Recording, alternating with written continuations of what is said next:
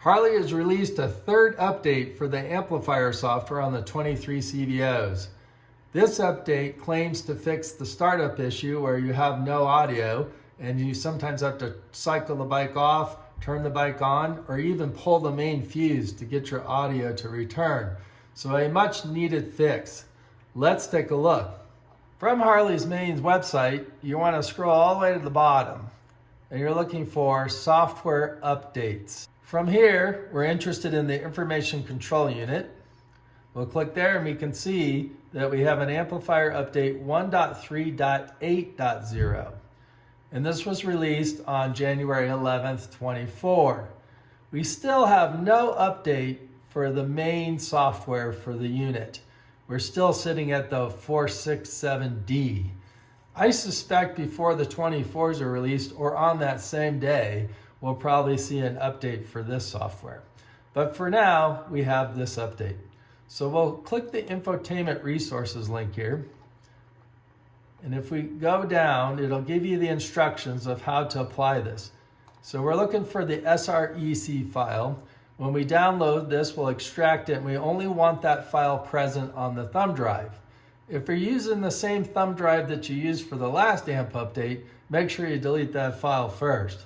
But it notes here that 1.3.8 released on 1/11/24 addresses amplifier-related concerns with a no audio condition at first startup that may require an ignition cycle or possibly a main fuse to pull to correct the issue.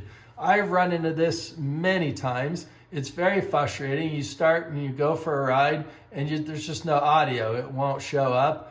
And you have to pull over and cycle the bike. Usually works for me. So this will be great if this resolves the issue.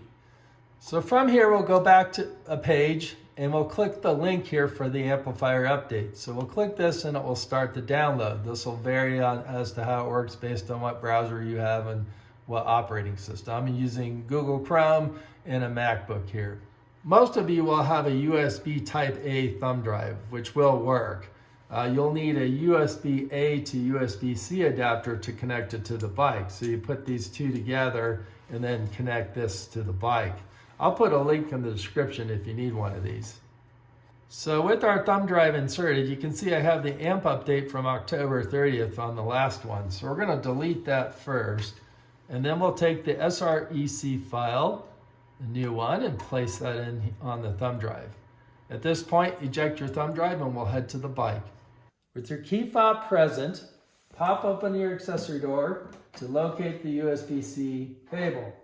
Do not connect your thumb drive yet. We want to boot the bike first. That's proven to be more reliable for these updates.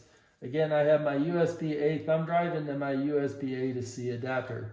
So we'll turn the ignition on and we're going to let the bike boot all the way up before we insert this thumb drive. With the bike booted, we'll connect our USB thumb drive to the USB-C port. It'll prompt that there's a software update available. We'll press update. It says do not remove the USB and do not turn the bike off during this update.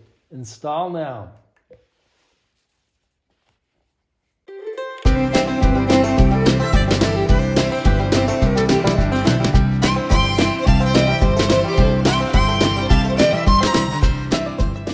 We now have the latest version of the AMP update, 1.3.8, our third update to this system. I've been playing around with it a little bit and I really haven't noticed anything. It has connected to my phone each time it's booted up and I've kind of felt like it was a little bit faster, but I'm not so sure. It's early, we'll have to play with it some more. I want to say that this morning when I saw this update was available and came out and immediately downloaded it and started making a video, it would not install. It said that I needed to obtain the latest version of the software every time I tried to install it. So I dug into it a little bit further and I noticed that the file itself had a modified date of October 30th. And then I compared the version against my previous video on that update and they were the same. So essentially they had not updated the file on the download site. We were still dealing with the last update. So I decided to call Harley-Davidson just to try. So I called customer care. A woman answered and she was really pleasant. She was actually very knowledgeable on Harley Davidson. She was a admitted Harley rider herself, which was great to talk to. She was very pleasant. She seemed to understand what I was reporting, and she said she would get it over to the infotainment team. About an hour and a half later, maybe a little longer, I noticed on the website this message. So they noted that they had to update the file and that they had the older version still out there.